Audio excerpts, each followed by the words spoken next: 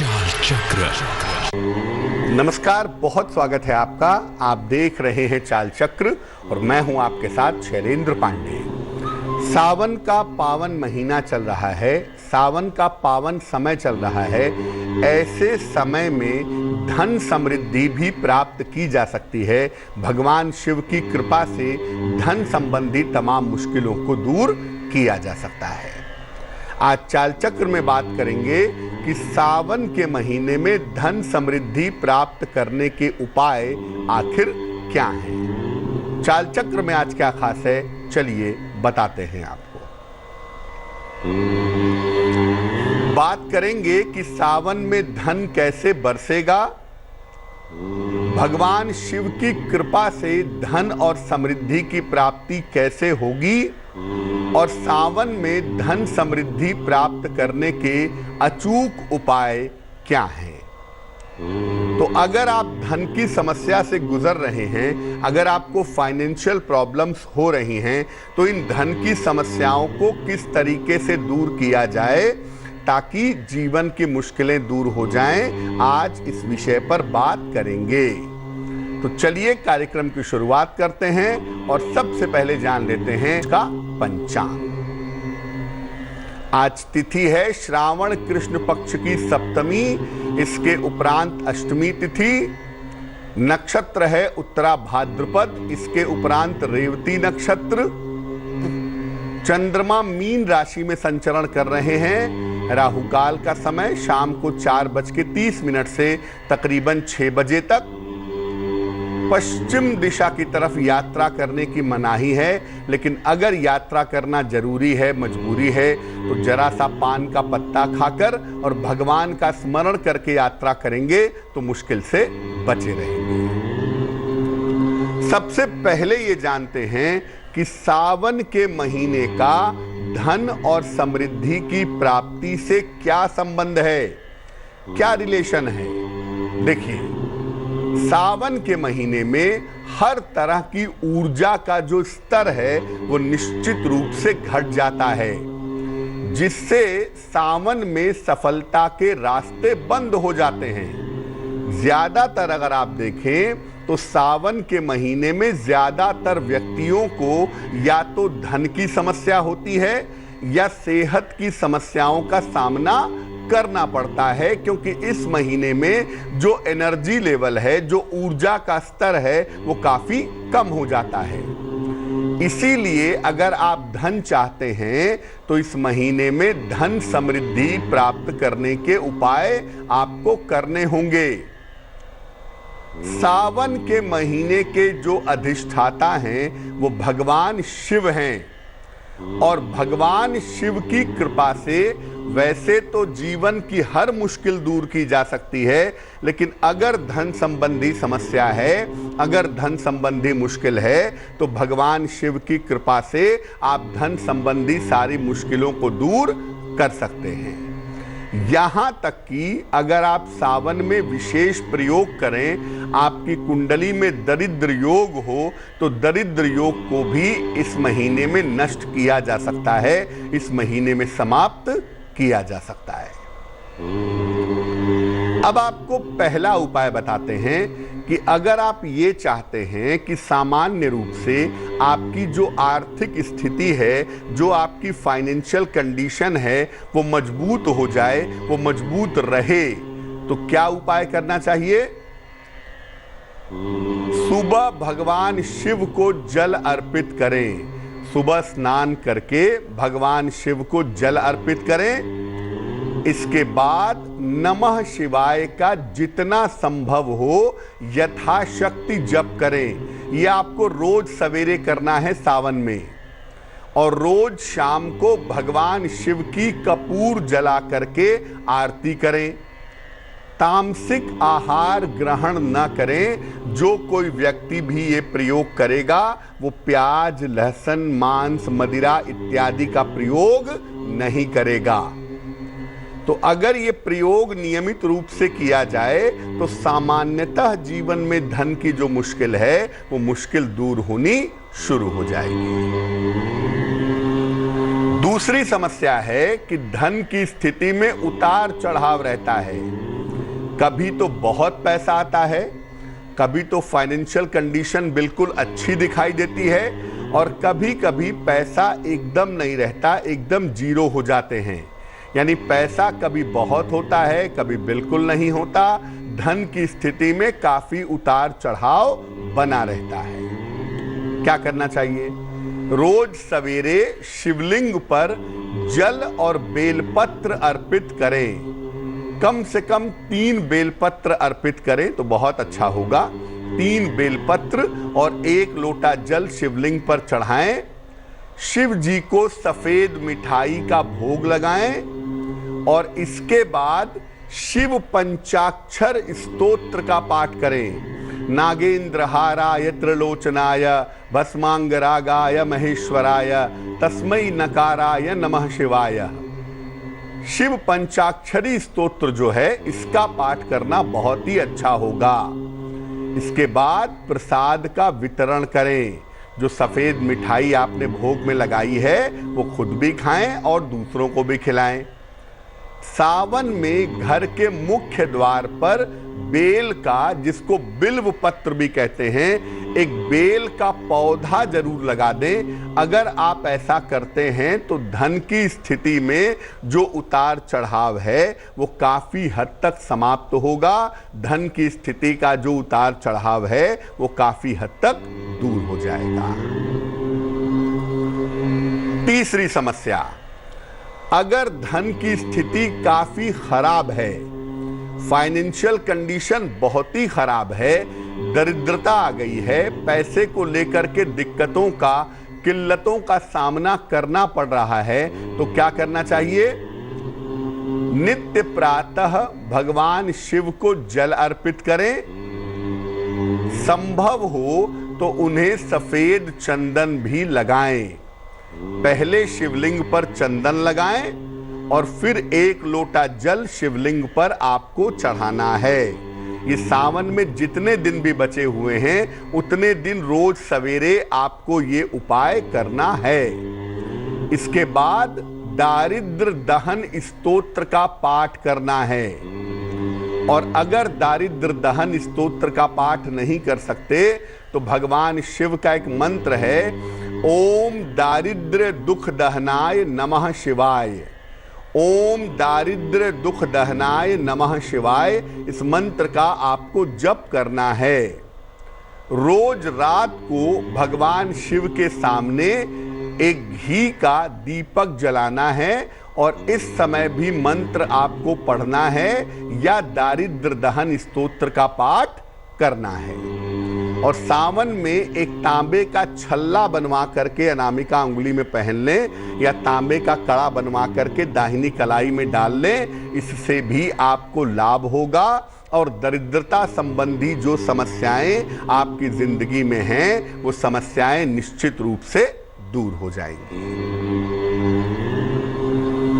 अगर कर्ज से परेशान हैं, कर्ज को लेकर के काफी दिक्कतें हैं, काफी परेशानियां हैं, तो क्या उपाय करें जिससे कर्ज की समस्याएं, कर्ज की दिक्कतें दूर हो जाएं?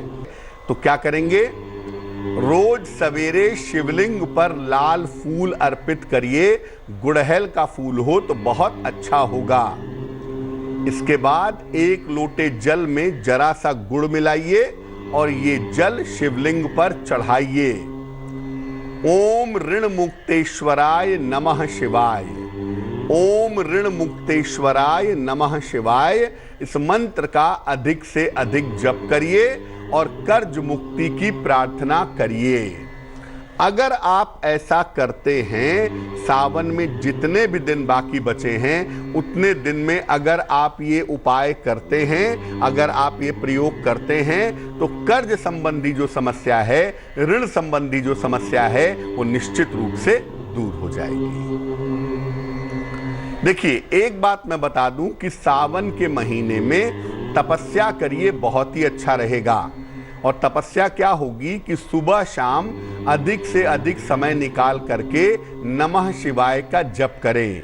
सुबह शाम तपस्या करें, नमः शिवाय का जप करें और सावन के महीने में प्याज, लहसुन, मांस, मदिरा इत्यादि का प्रयोग ना करें। अगर आप ऐसा करते हैं तो संभावना काफी हद तक बनती है कि आपके जीवन में जो मुश्किलें चली आ रही हैं वो मुश्किलें दूर हो जाएं। वक्त एक छोटे से ब्रेक का हो रहा है, लेकिन ब्रेक पर जाने के पहले जान लेते हैं कि आज की जिज्ञासा क्या है।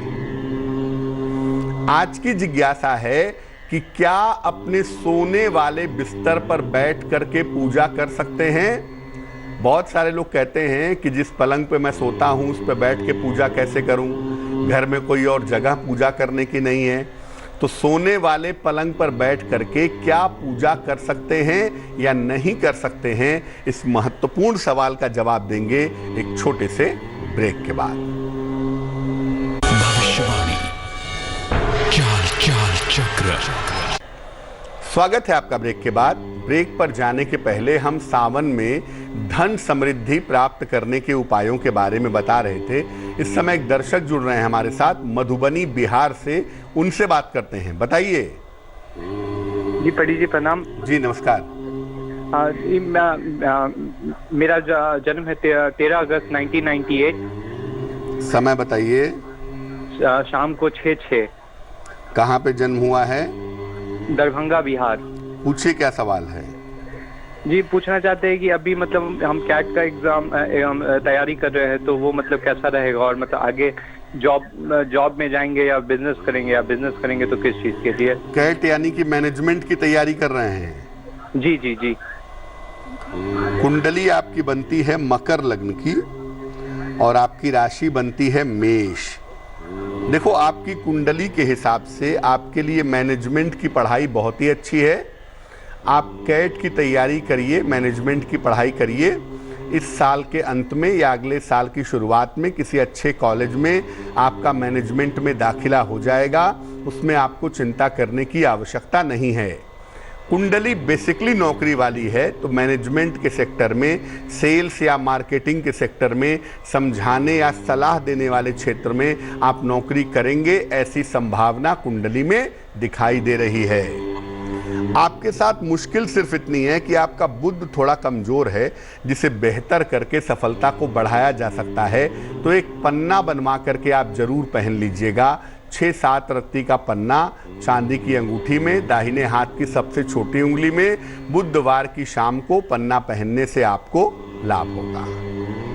वक्त एक और छोटे से ब्रेक का हो गया है और ब्रेक के बाद वापस आएंगे तो आपके और भी सवालों के जवाब देंगे, आपके राशियों का हाल आपको बताएंगे और करेंगे आपकी जिज्ञासा का समाधान। भविष्यवाणी चाल चक्र। स्वागत है आपका ब्रेक के बाद। ब्रेक पर जाने के पहले हम आपके सवालों के जवाब दे रहे थे और ये बता रहे थे कि सावन में धन समृद्धि प्राप्त करने के उपाय क्या हैं।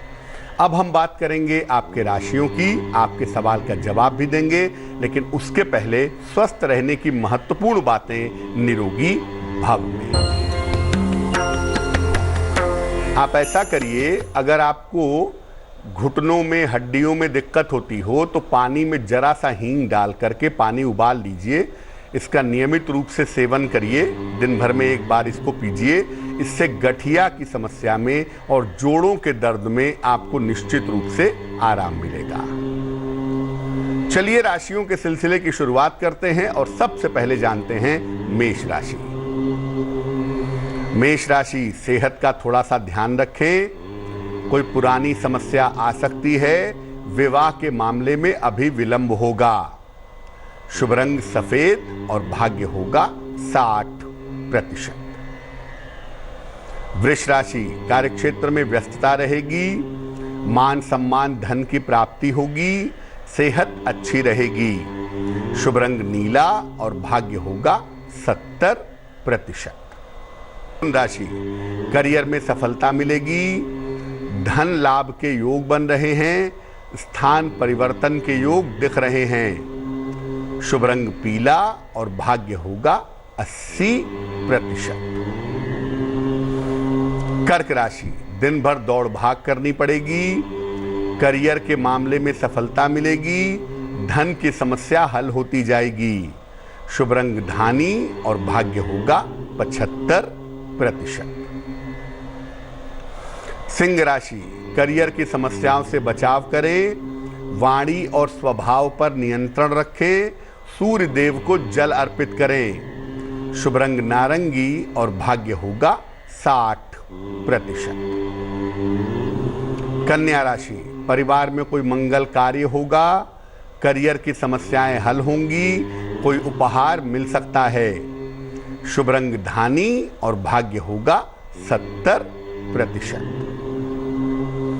तुला राशि, काम का तनाव बढ़ सकता है, अचानक क्रोध आ सकता है, धन की प्राप्ति हो सकती है। शुभ रंग सुनहरा और भाग्य होगा 65%।